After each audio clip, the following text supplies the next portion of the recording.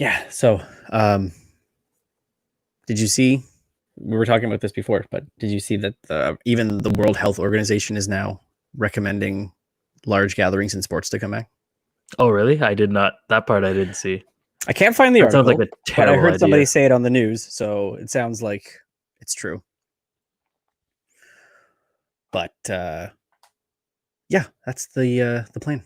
Is go ahead because apparently the article itself mentions that large gatherings are important. Yeah, absolutely. So I guess that means if it's important, it's a necessity. Well, Just saying. I feel like maybe there is some money trading hands for them to say that from sports. Oh, I said that from the get go. If everyone was talking about trying to stabilize or bring back the economy, you have to have sports kids, and that not even just from a perspective of people need to watch it, but you have to have that going with people in the stands because then people travel. People are, obviously paying for the tickets. That's contributing to the economy. People are buying the food, so that's again Yes, contributing. I mean, Farmers and can't restaurants have are $12 selling beer out. night without sports. Yeah, exactly. You can't have $12 beer night, and that's cheap night. That's right. Like it's just, but like all of those things, the traveling, the having people in the stands, and all that kind of stuff, The like it's hotels, yeah, just that hotels, airlines. all that stuff. It's like it would just, yeah, it would help the economy. But if we get into a whatever number of wave we're in now, +1, like I would just, I want sports to come back for sure, but I don't want it to be a situation where something happens and then now sports are gone for even longer the next time because now they have to work out a plan to avoid what happened this time. Like when I get injured at volleyball, I should take a break and heal and recover and do all that stuff, but I don't want to. So I go back and play and generally hurt myself even more. And There then you go. so I'm like, I don't want that to happen with sports because when I'm hurt and at home, I would like to watch some sports once in a while. So we were talking about this yesterday. So as you can see on the screen here, the NBA is moved ahead. They have their dates ready to go. So we're in June now. So today's the 5th that we're recording this. So 25 days, 22 teams will report to training camp. And it's all in Disney Orlando World. It's was it Wide World of Sports Complex? Yeah. ESPN's. So the plan is to have 22 teams out of the 30 return. And it sounds like based on at the bubble site here on July 7th that they're going to bring everybody down there. Then they're going to have so June 30th. End. Sorry, so June 30th to July 7th is them practicing at their own facilities. Right. Then they travel July 7th and get to Orlando and all practice there. Right. For what looks to be 24 days. Right. Then they'll resume the season with 22 teams. And I guess based on the 17, 18, 19, I guess 16 through down to 22 are the ones that are competing for the last spots. And then after those, whatever games are left, then those guys are dropped down. And then the season goes until, I guess, October 12th will be the possible latest date.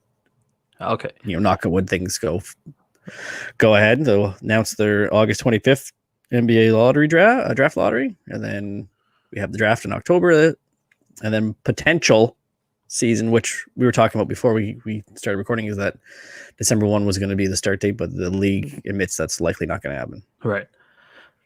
But that's more so logistics on negotiating with the players union rather than, but even then they didn't know. Yeah. Right. You don't know till you know. If you don't know, you don't know. That's right. The 22 teams, like, hold on, let me pull up the standings because I feel like, Well, we know the Warriors are out. yeah, but I feel like the teams 21 and 22, like, is Do they have a that shot? something? Yeah, like, is it something that they have to go 8-0 and another team has to, um, lose a bunch just to get in? Because like at that point, like, why not just make it the teams that like legit have a shot? If you're 7 games back right now and your team number 21 or 22, like, I mean, the chances of you getting in, yes, they're still there, but it's like very, very unlikely. And just why risk it? Like, just to have an even number, I guess, then get 21 out of there too. Yeah, if you're not going to have people coming in to watch you play, why not just say, fuck it, we're just going straight playoffs? Because that's what the NHL is doing. They're Exactly. knocking it down to 24 of the 31, and then they're going to have play-in games, like qualifying for the playoffs out of those additional 8 teams. And I think they're best of 5 series, and then once the playoff rounds start, like the 16, they'll switch back to 7. So okay, I'm looking at the standings right now.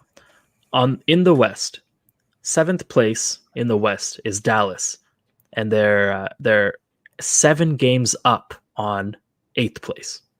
Okay. Right? So like that in itself, Memphis is going to be a tough one. So like at that point, like 1 through 7 is locked in. There something in, like, a lot of bad things in a row have to happen for Dallas to get knocked out at this point. But 1, 2, 3, 4. The next 5 teams are within 4 games of each other. So like, okay, that's pretty reasonable, I guess. Like you could make up 4 games in 8 games. Mm-hmm. And then other ones are even like 3.5 games. The thing is, 10th place is New Orleans, which means Zion Williamson's in the playoffs. In the playoff picture, he has a chance to make the playoffs, which is obviously going to be huge for revenue. Portland has a chance. What revenue? No one's going. Well, TV revenue. But I mean, at the same time, it's like, what really TV revenue is there when the contracts are already locked in place? Yeah, but also, like, who cares? It's at this point, no one's going to be like, oh, LeBron's not playing, I'm not going to watch sports. Like, yes, you are. If you're going to watch basketball at this point, it's, if you've been missing basketball at this point, it's not going to be I'm only going to watch if my team is playing. And just as soon as my team's out, I'll stop. Like, everyone's starved for sports right now. And then in the West, in the East, it's a little closer because 7, 8 is always close. Yeah, like 7, 8, 9, and 10 are, or 7, 10 is about 8 games away from 7. So like, fine, that's 10 and 12, 22. That's why they did it. Yeah. I remember when they were first talking about the bubble site for everybody, that they were saying because of the size of the venue that they were looking, I don't know if this is end up what's going to happen, but basically from noon until like 9, they're going to have games every day. Yeah. Well, they're going to need to squeeze it in and get everything like out by what was it, the October 12th? Yeah. Did you so since everyone's going to be playing in Orlando, is Orlando anywhere near playing? Oh yeah, they're in there. So obviously no one's going to have home court advantage at Disney World. Right. And so did you hear what the players were suggesting for home court advantages? No. What is that? So like, obviously no one has home court advantage, but someone has to be the home team on any given night. Right. And then, obviously not having your crowd there and all that stuff like that, home court advantage is a real advantage in sports with your fans being there and stuff like that. Mm-hmm. And so some of the things that they were tossing around was like, some of them were just crazy, but some of them were like, okay, so the home team that particular night or day gets like an extra coaches challenge. Like that's the advantage.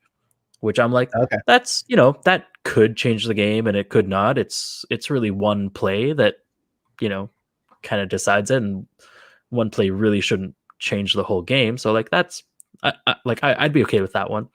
Another one was have one designated player on your team be able to get 7 fouls instead of 6 before they get fouled out. So, they get to All right. stay in the game a little longer. I feel like that's more disruptive because like that's just not one play, right? Like if you have Zion Williamson and he's at 6 fouls, like the time between the 6th and the 7th foul could be 5 minutes, and he can do a lot of damage in 5 minutes. So that I think is a much more like less or much less likely one.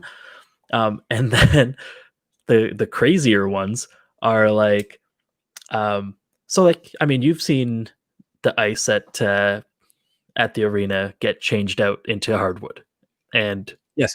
it doesn't take a day, right? They're fast at it. They know what they're doing, and they can get the floor changed quickly enough. So one of the ideas was that everyone has their home court, like actual wood, flown in, and whoever's home team that night, they get like their floor put on so that it's like, yes, this is the floor we're used to practicing on or playing on. And like I don't see how that's a huge advantage, but I see how it's a huge like logistical problem changing the court.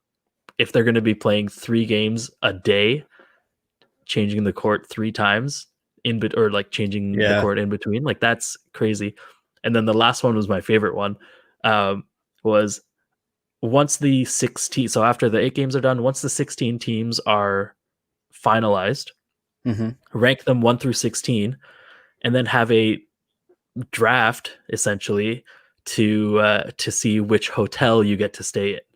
So whoever the first team is can pick like the poshiest, most comfortable one, and as you get lower and lower in the list, your hotel choice gets smaller and smaller, and maybe you don't have like the best thing. And I'm like, that's insane. What kind of idea is that? Like, how All is right, that even? and the New York Knicks, you will be staying at the Motel 6 down the Yeah. street. Like, I mean, also to be fair, I feel like there are definitely more than 16 really nice hotels around Disney World. So like, even if you get the worst one, it's probably still going to be pretty good. Yeah. Like, I don't know how many they're going to be able to use with the park still going to be open now too. Yeah, well, we'll see. And then We'll see. we'll see. But yeah, I thought that was fun. Like I think the coaches challenge one is the one that's the easiest one to like get behind, because it's like, I don't know, you might use it, you might not even use it. It really depends, and it's not going to slow the game down and whatever. Like that's fine. And if something happens, it essentially changes the game by 2 or 3 points, and maybe some momentum, but that still has no like real bearing on like the actual score. So I'm like, I think that would actually be a pretty nice way for the home team to have a very, very, very small advantage. Yeah. So the NHL is also now in phase 2, much like the NBA. And to your point, I haven't seen anyone suggest ideas, but they were talking the same thing about what to do for home ice advantage Yeah. in the 2 hub cities, because like when you're the home team, you have last change, right? Yeah. And you start on one side of the rink, which gives you better advantage in the first and third period when it comes to your line changes and things like that. So yeah, I don't know. It's hard to say, but they could just do like they do when they have like the Olympics or like the World Juniors and stuff, where yeah, you're playing on the same sheet of ice. Doesn't matter. Yeah, exactly. So I don't know. I feel like the hockey one. It's easy to enforce because it's not like there's extra. I mean, yeah, I guess they could give an extra coaches challenge or whatever too. But like Yeah. they have actual advantages with, like you said, the being on the side of the ice that makes it easier for you to change more, like change quicker, two times out of three. But with basketball, it's like the net you're shooting on is the same.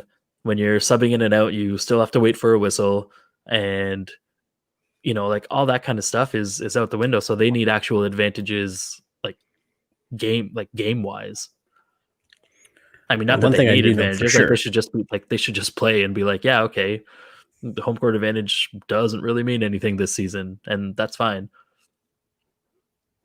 Yeah, but I do like the idea of them reseeding. Like they're doing that in the NHL, they're going to reseed after every round. Yeah, So like your season standings mean nothing. exactly. Which the way the playoffs have been going in previous years, it meant nothing anyway. When you're third in league, but you gotta, you're technically sixth in your Conference. your conference because of Yeah, how it's 1, 2, 3, right? yeah. So yeah, I pulled this up. So the Arizona Coyotes said that they're going to wear their throwbacks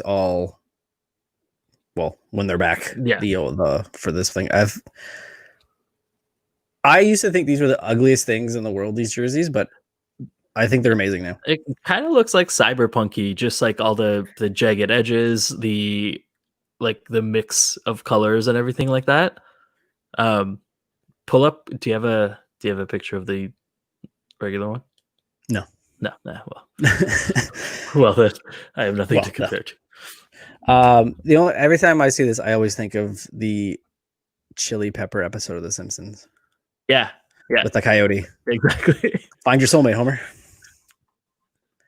That's all I brought it up for. The smiley coyotes.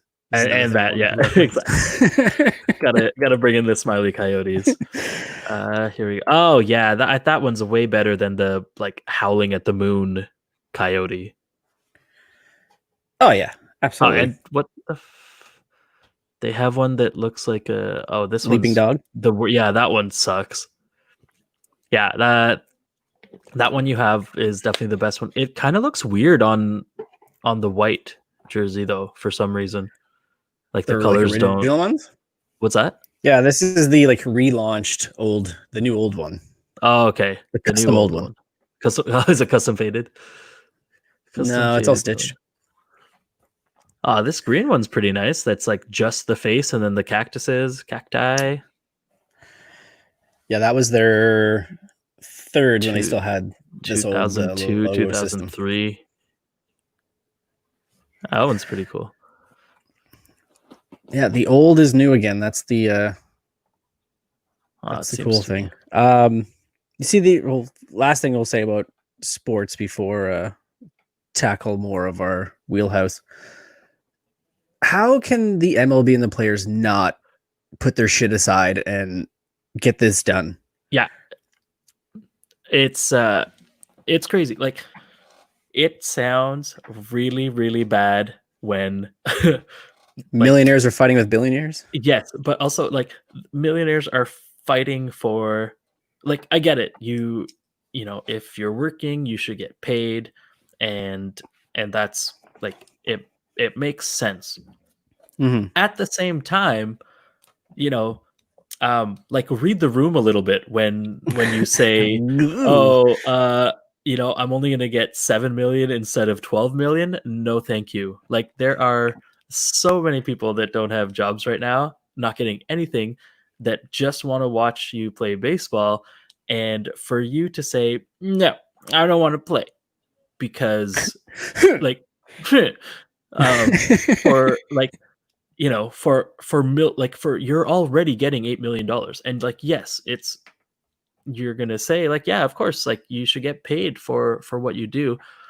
But it's also they're both wrong. That's the oh yeah, that's the part about this. It's not like one person is being ridiculous and the other person is come on, man, you're being ridiculous. It's just both sides being ridiculous on just an insane level. And then, because I think they finally, so originally they had decided that they were going to do a prorated salary, right?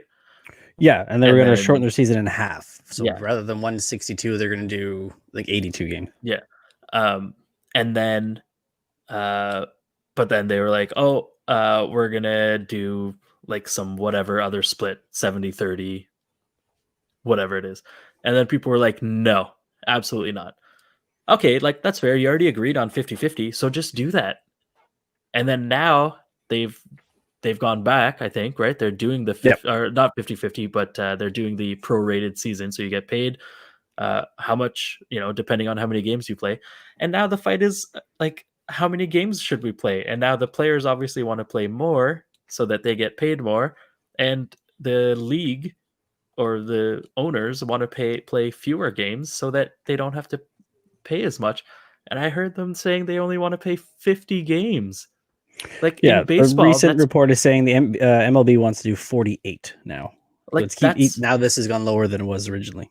yeah, And then the second revise. that's a third of a season.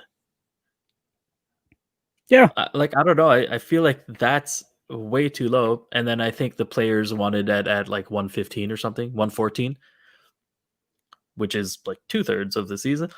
But like, yeah, what happened to just play 80?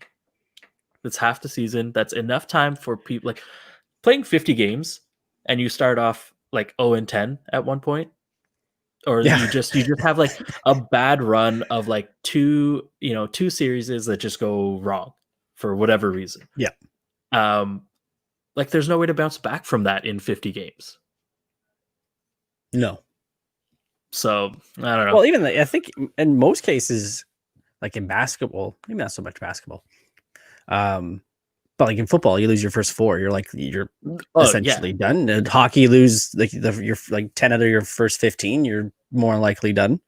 And it So goes the other way. baseball, Like it goes the other way too. Like remember that there was a season where the Sens, I think it was 07, where they came out of the gates so hot, and they were like, they they had were I 30 and think through the something. first like 40 some games, they had the best record since like 1940 whatever Montreal Canadiens. Exactly. And then like just everything went to trash, but they First round coasted sweep.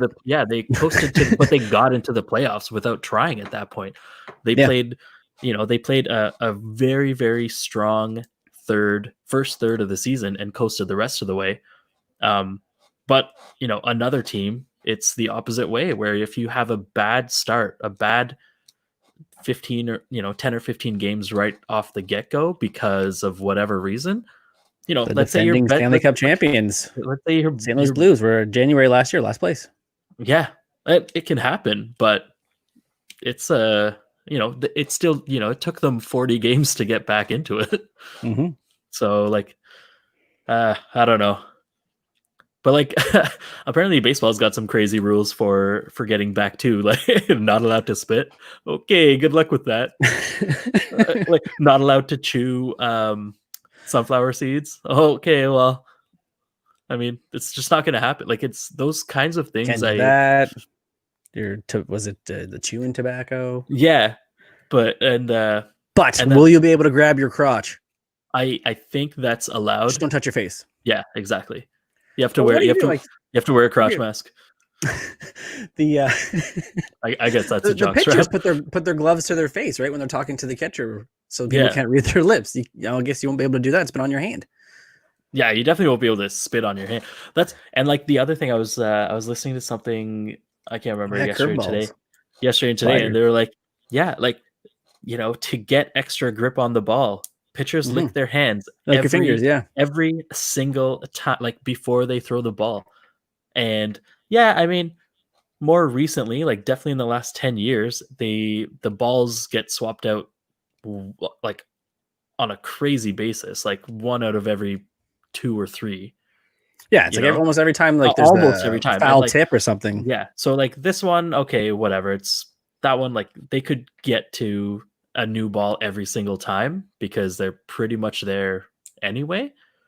But like, yeah, and I feel like even if the pitcher isn't going to be like needing that extra grip, it's just like a routine. Like lick your hands before, and just like basketball, before you take your free shot, you do your bounces and spins and whatever else. But like, I feel like whether that licking of your fingers is helpful to whatever the next pitch is going to be, you're going to do it because it's part of your routine.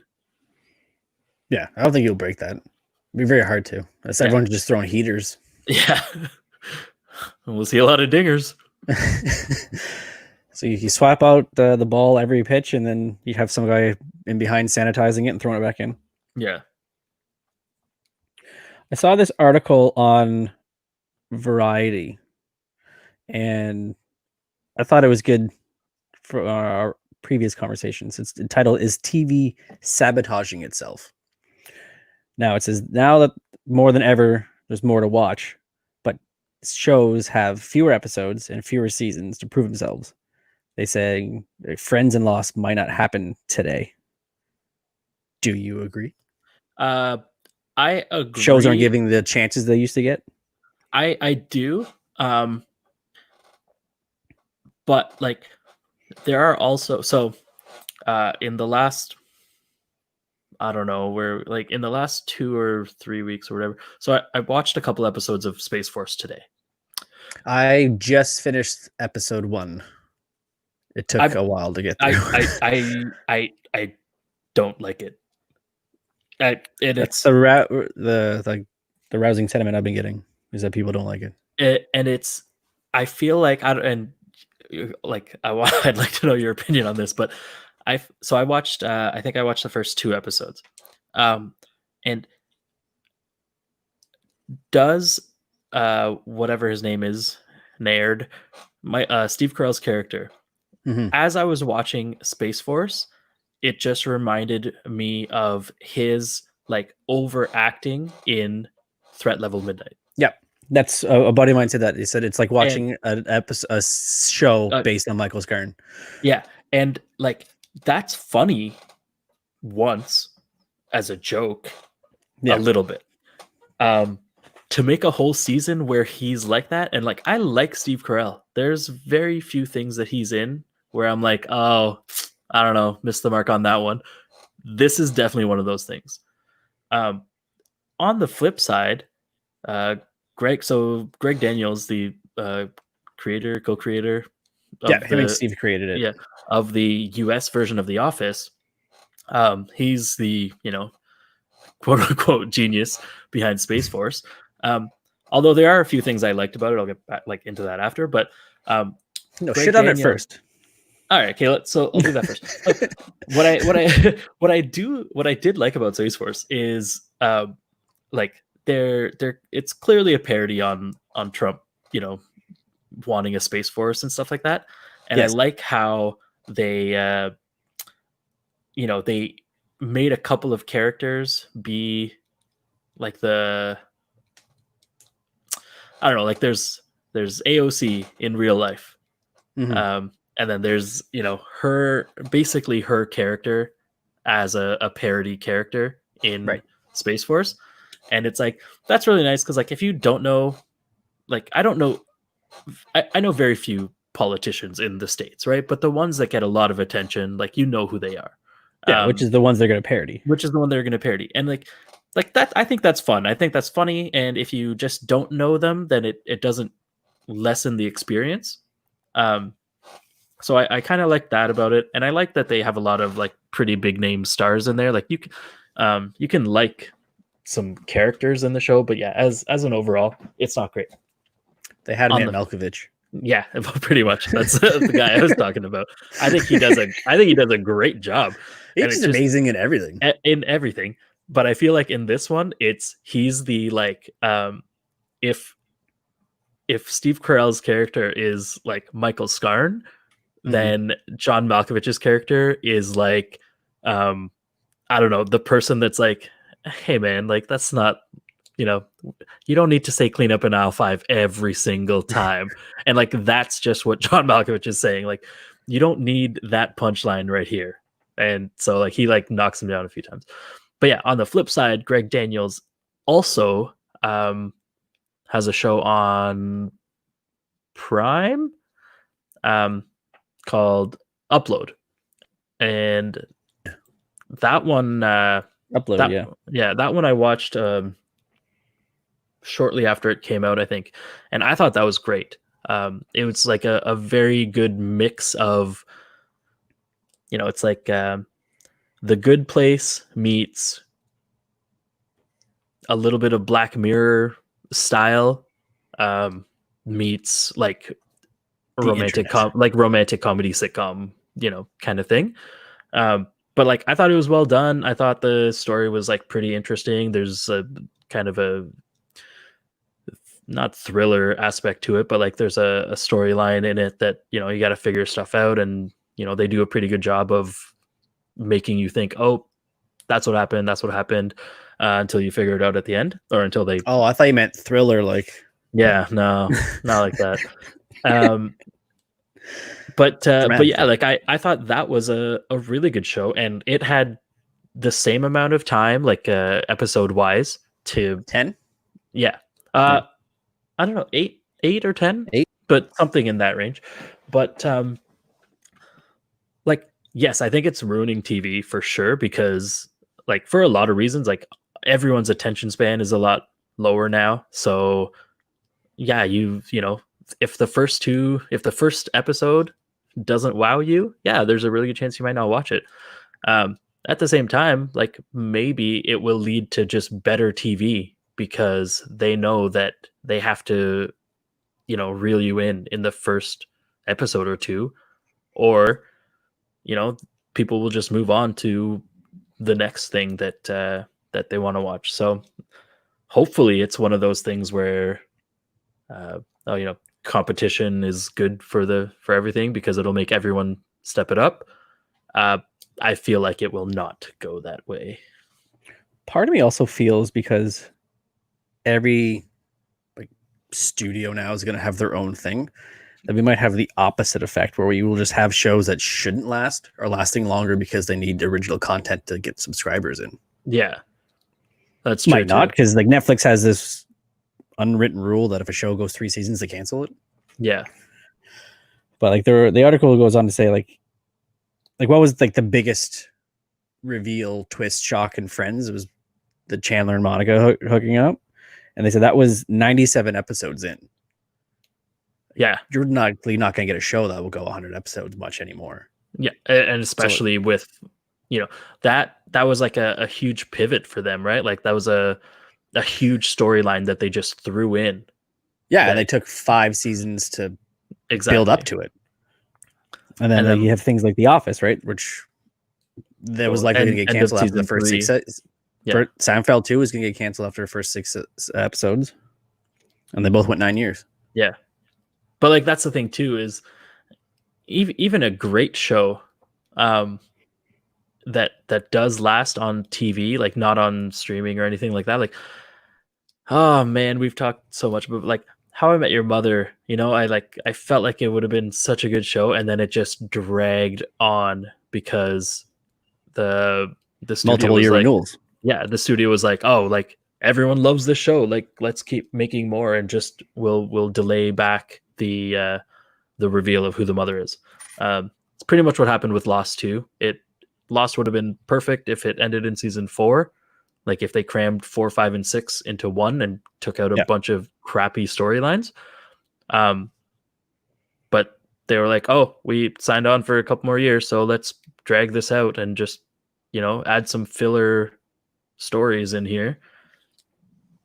But yeah, that kind of stuff definitely isn't going to happen now.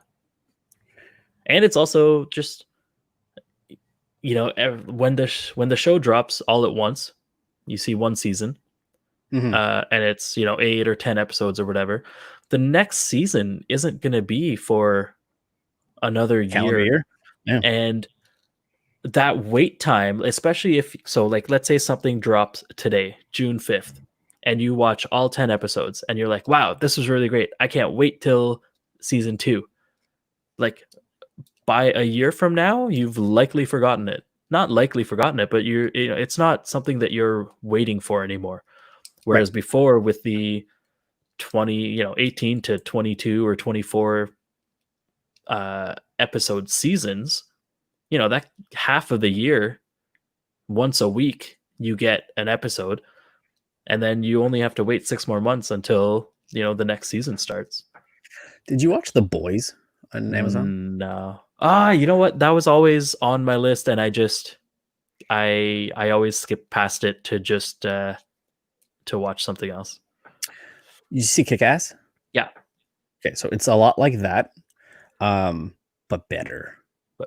Interesting. I'll have to check. I'll have to go back onto my watch list on Prime. That one was one that came out. I wanted to watch it. I completely forgot about it, and then I delayed watching it, and I tried to stretch it out because it's, again, 8 episodes.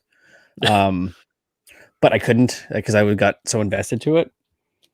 But yeah, that's almost what you have to do now, is you either have to spread it out or wait, see if it's going to get renewed for another year, see if it's even worth investing your time into. Yeah, exactly. And then when you hear it gets picked up, okay, well, then now I'll watch. Because I told you before, I'm still not done the Marvel show. Well, Jessica Jones, the only one I have left. Yeah, no, me Netflix, me neither. And I haven't watched it because there's no rush. There's never going to be new ones. Yeah, exactly. It's it's like you're not leading up to anything. Yeah, I know they knew it was going to get, so there is a finale to it, but I've been watching old episodes of Whose Line Is It Anyway with Drew Carey as the host. Seen them like hundreds of times, but it's just... I definitely see a lot of, like, every once in a while I'll get these recommendations on YouTube that's like 8 minutes of Ryan Stiles owning Whose Line Is It Anyway, and those are awesome. Like, they're just so funny, and and then I go down the rabbit hole and I watch an hour of worth of YouTube of just like Ryan Stiles and Colin Mockery singing the Hoedown. Like, and like that too. We talked about how The Office won't work today. There was a lot of stuff on that show they would not be able to do, and I know there's new episodes of it going on, but it's nothing like it used to be. Absolutely. Like, how many times have there been skits where like Ryan and his girlfriend Colin, and then he just has to act like a woman all the time, or Wayne, having to do just like the blackest stuff. Yeah, or that too. Yeah, he's doing like the stereotypical black woman on like the Maury Povich show or something. Yeah, exactly. Yeah. But yeah, it's totally true. Like, and that's one of those things that we've talked about before too, where it's like you can't judge a show now for when, like, the time in which it came out, because like, yeah, Friends was super homophobic.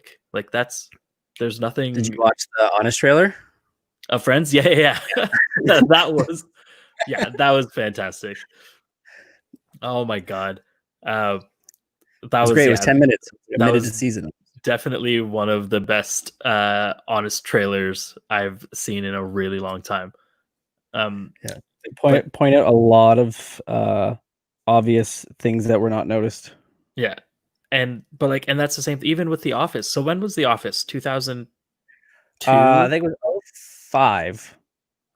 5 to 14. 14, yeah.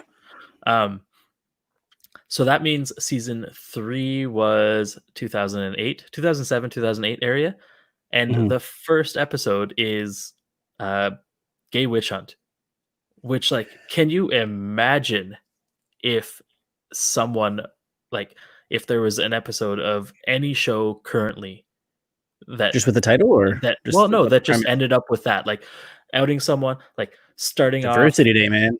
That's even earlier. even Diversity Day. And it's just like, it's great. Like, a show like that would, you just, even in 2005 or 2007, like, that wasn't, what was the one that Steve Carell says, like, I hope I don't get a boner, and like that, like, that was the thing that they were like, no, we need to keep this in, and they fought to, like, keep that line in the show. I think was that Diversity Day too? No, that was sexual harassment, which makes sense. But it's like, like, like, you can't say that anymore unless you're on, like, HBO. Then, even then everything goes.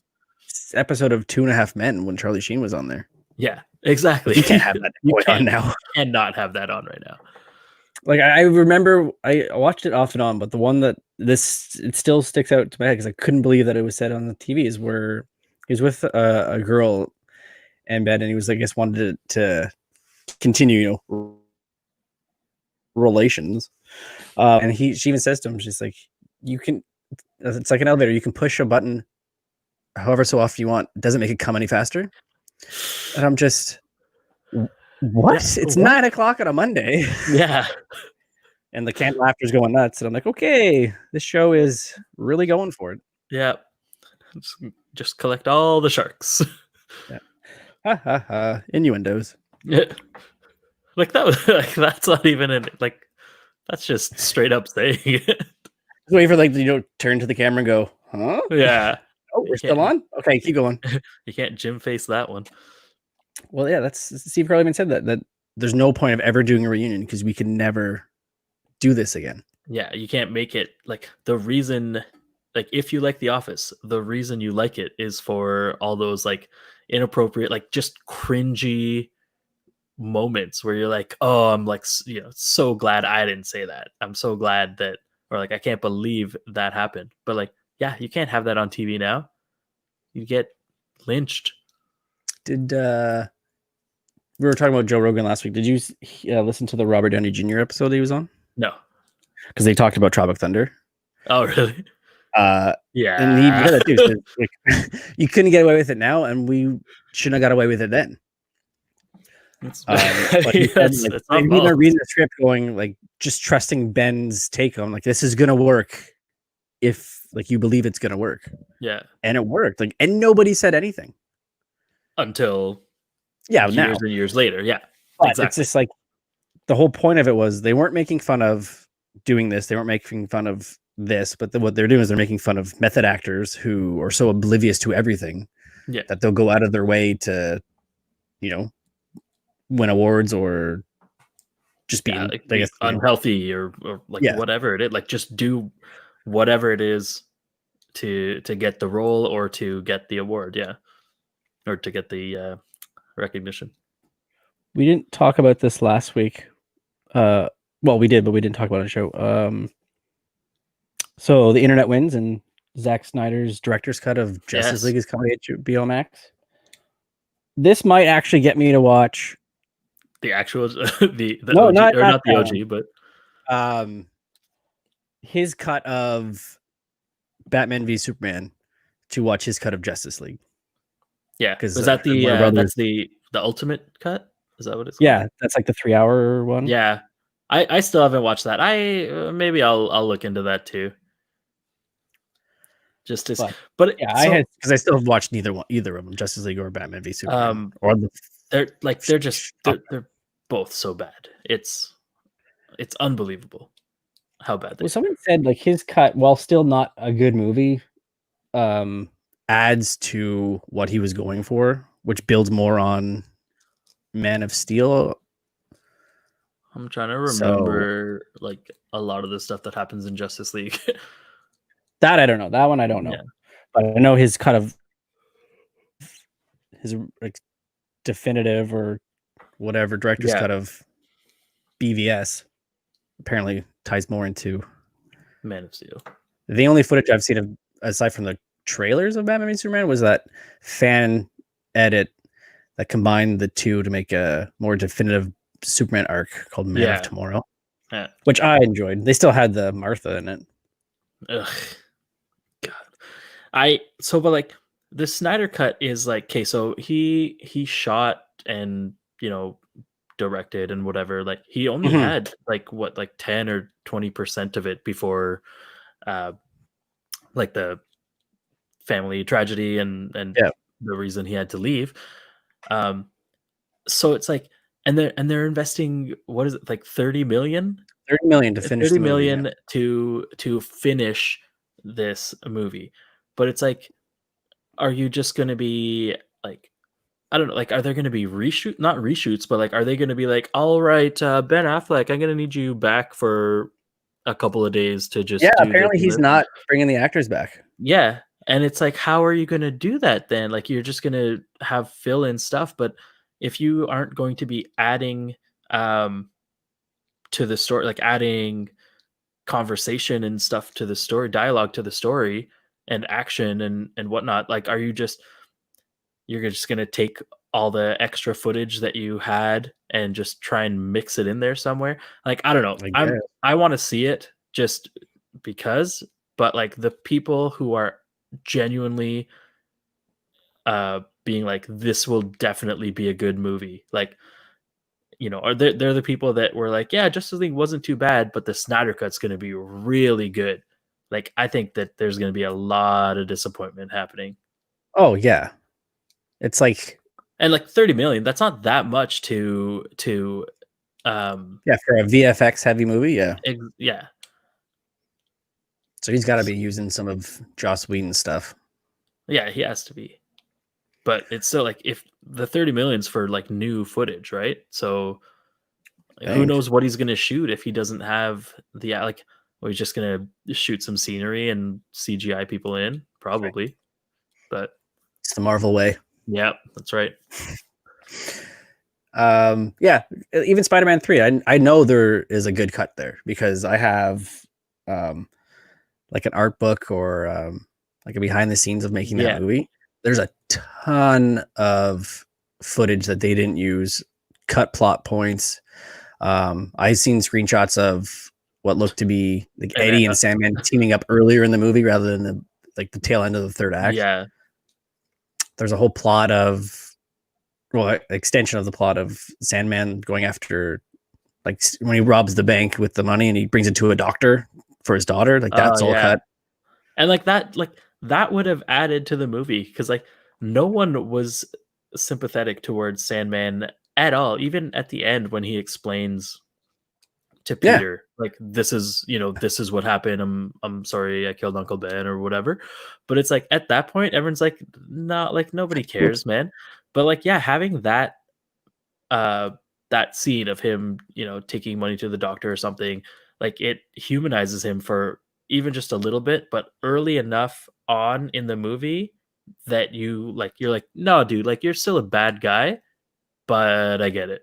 Not I get it, but like you had some good intentions at least. Yeah.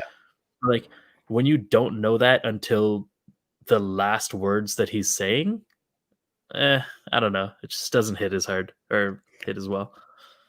Yeah, and there was more fleshing out of the Eddie Brock character too. I think there was a scene where he shows up just after like Peter gets Gwen to go out for the Find Us Some Shade.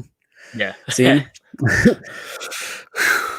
So, just leads more to that rather than have him just pop up later. Yeah. And then, I want you to kill him because he took this girl that I like. It's also one of those things where it's like, okay, so it was a bad movie, and nobody wants to see nobody wants to see a bad movie, but nobody is like, man, I wish this movie was longer. But in this case, it's like if it was longer and they had time to like flesh out that other stuff, like actually maybe the movie could have been a little bit better. But at the same time, it's like that just means more stuff that we have to sit through. That if they're adding those two scenes, they're probably also adding another couple of scenes that are just as cringy as his dance. No, it's that's the best part of the movie. Okay. I don't know what's the best part when that dance, the strutting in the street, or the hair flip. Finger guns absolutely was the best part. I will die on that hill. There's no one that can tell me that the finger guns isn't the best part of that movie. I'm sorry. You remind me of that meme of the guy sitting at that table with the sign that says, like, finger guns are the best part of the movie. Tell me I'm wrong. The best part of debate me. Yes. They're pretty tight too, because it's like in tight on his torso and they're just right there. Yeah, right? It's just the fingers, just the guns. Perfect. Like, and then the slide, and then I have not seen a better implementation of the finger guns.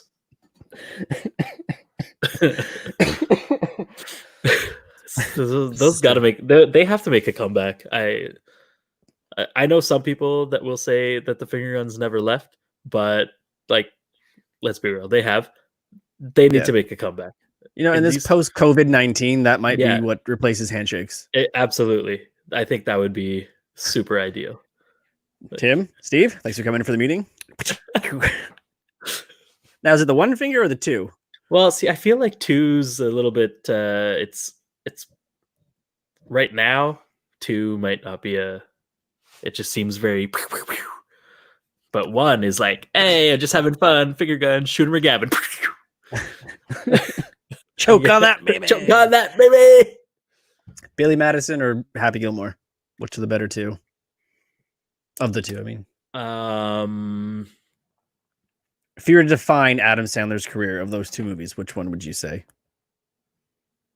I'd probably I prefer Happy Gilmore, but I think Billy Madison is the one where he's like peak Adam Sandler. Just peak that early? You think? I think so. Not peak like just the most Adam Sandler-iest that he's been. You know, like Jim Carrey in '94. Yeah, like the the voices that like all that kind of stuff. Whereas I think Happy Gilmore was just a funnier Junior. Yeah, I think Happy Gilmore was just a funnier movie. And then I can't remember I think the last Adam Sandler movie I've seen actually is Click. That's 04. That's a long time ago. I want to say. Did you even see Longest Yard? Nope. Interesting. I want to say I think it's Click. Because before that, because what did we have? Like we had the Billy Madison, Happy Gilmore, 50 First Dates. And then he did a movie with one of the Wayans brothers, didn't he? Where they're like buddy cops. I don't know. This is all new to me. Is that it? Bulletproof? Oh, yes. Yeah. Yes. I you'd think I would remember that. I just watched that like a couple months ago. Yeah. And then I don't even know if that was Wayans. Yeah. And then Wedding Singer. That one was just watched that too. I enjoyed that one. And then I think I think that's Ryan. I'll ask you. What's better, the movie or the soundtrack?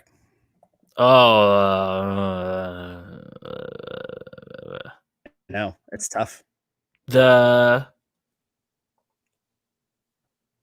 mean, I like the movie, and I think the reason that the movie's I guess that makes the soundtrack better. Then I was gonna say the movie without the music is obviously nothing.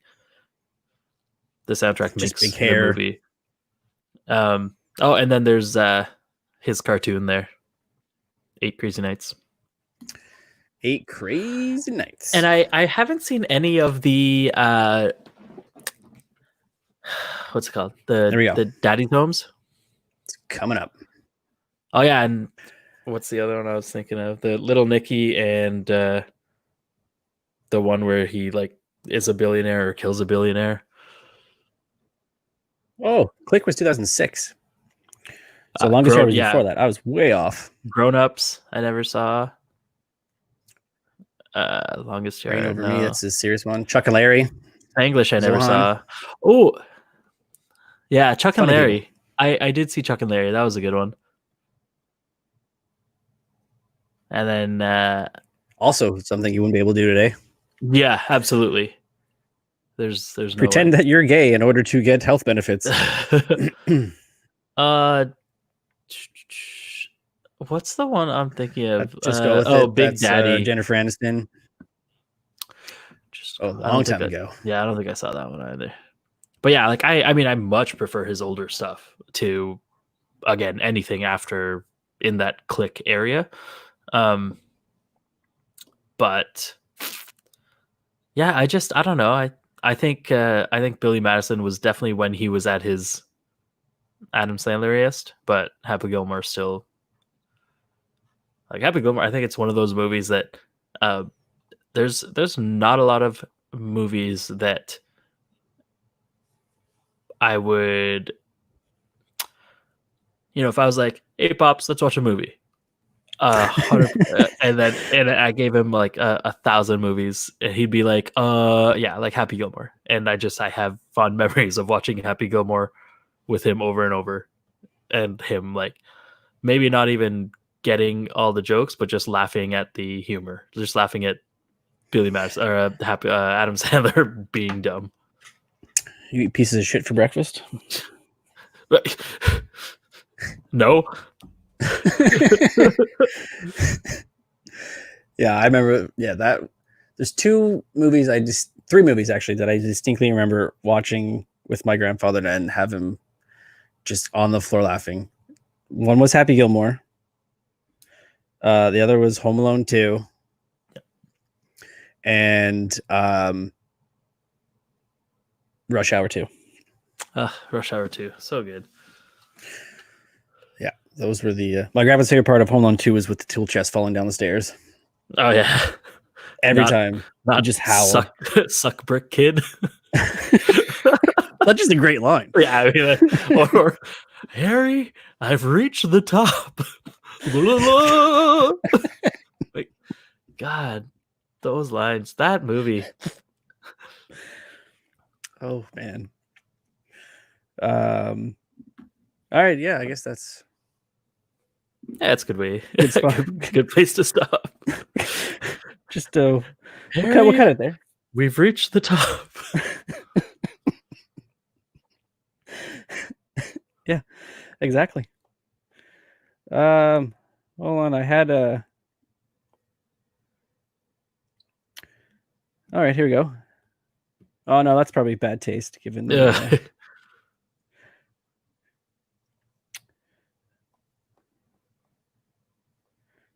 All right, so dad joke. We'll end this with a dad joke. So shall I tell you that I once was fired from working at a calendar factory?